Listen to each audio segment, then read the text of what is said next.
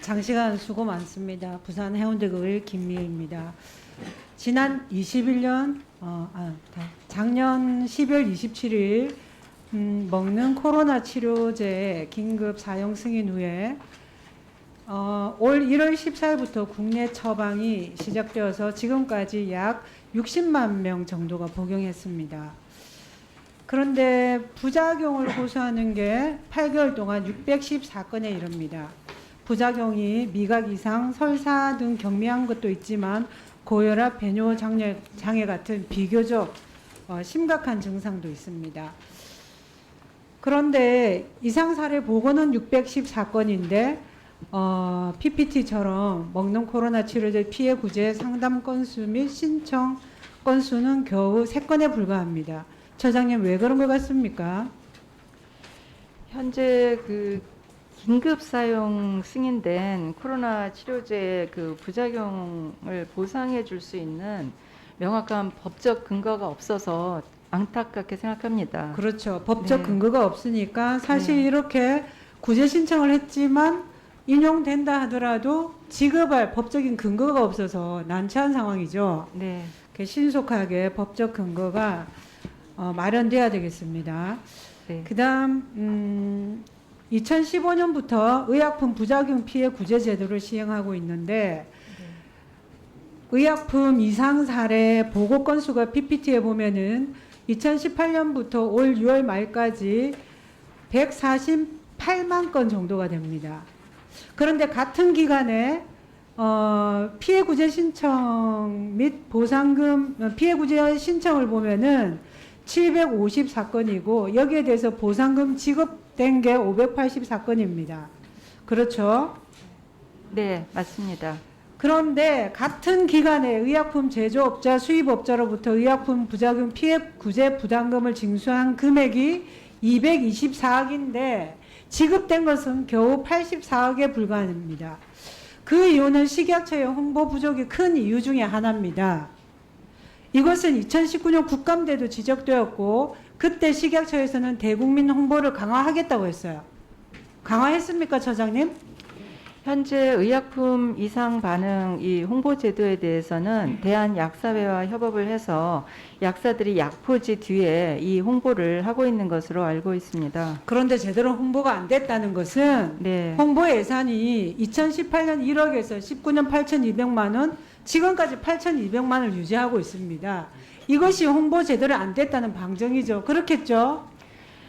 네, 홍보 액수가 절대적으로 부족하다고 생각하고 그러니까 네. 제대로 해야 되고 이게 어떤 문제가 있냐면 부작용 피해 구제금이 집행되지 않고 계속 쌓이다 보면은 이게 불필요한 거라는 또 저항이 있겠죠.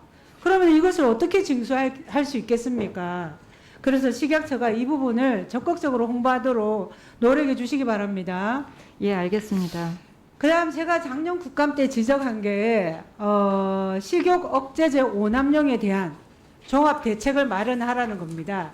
크게 4가지 지적 사항이 있었는데요. 다소 성과도 있지만 아직 미흡합니다. 첫 번째 16세 이하 청소년 식욕 억제제인데 처방 건수가 50% 이상 감소될 것으로 예상되어서 수고하셨다는 말씀을 드립니다. 그러나 더욱 철저한 지도 감독이 필요한 것은 13세 이하 어린아이들에 대한 겁니다. 어린아이들이 요즘 상당히 이게 정보에 접근하기가 용이하게 됐죠. 대부분 스마트폰을 쓰고 있기 때문에 너무나 간편하게 이런 정보에 접근할 수 있습니다. 이 부분 특별히 좀 신경을 더 써주시기를 당부드리고 그 다음에 이제 식욕 억제제를 무분별하게 처방하는 의료기관에 대해서 심각함을 제가 좀 알려드리고자 합니다. 마치 처방전을 찍어내는 공장 같다는 느낌을 가질 수밖에 없습니다. 한번 보십시오. PPT를 한번 보세요. 최근 3년간 이 식욕 억제제, 마약류 식욕 억제제 처방 기관 전체가 24,500개 기관인데 2개 병원입니다. 이 개인 병원인데 AB 병원 보세요. 일반 의원이고 정신과 의원인데 기가 막힙니다.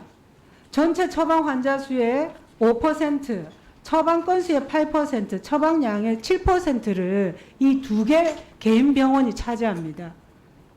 심각하죠? 평균 A는 환자 33,615명입니다. 처방량은 1,000만 건이 넘습니다. 그 다음에 비정신과입니다. 정신과에서 왜 식욕 억제제 처방을 하는지 모르겠지만 23,373명이고 700만 개 정도 됩니다. 그런데 이 두 기관에 대해서 현지 실사나 지도 감독을 시행한 적이 없다는 겁니다. 그 이유가 환자에 대한 투약량, 연령 금기 등 기준에 따라 오남용 의심 환자를 선정하고 의료기관 현장 감시를 실시하기 때문이라고 했습니다. 그렇지만 이거는 개선해야 되지 않겠습니까? 네, 그렇다고 생각합니다. 어떤 식으로 개선할 건지 종감 전까지 기준과 계획을 세워서 보고해 주시기 바랍니다. 예, 알겠습니다. 그 다음에 지금 만성질환에 시달리는 노인, 장애인 이런 복지시설 10곳 중에 8곳에 영양사가 없습니다. 제가 보니까 50인 일회 식사 제공량 50인 이하에는 영양사 배치 의무가 없죠. 식품위생법상. 네, 그런 것으로 알고 아마 있습니다. 그게 주요한 원인인 것 같은데 그러나 이런 곳이야말로 더 사실은 필요합니다. 그래서 지난번에 식약처장님 부산에 오셔서 제가 그 활동하시는 것도 봤는데 이런 소규모 복지시설의 급식 안전관리가 매우 열악한 곳이 많죠. 네. 이 PPT를 이게 보여주셔야 돼. 안 보이네. 상당히 열악합니다. 물론 잘하는 데도 있겠지만 그래서 지금 전국 시군구에 사회복지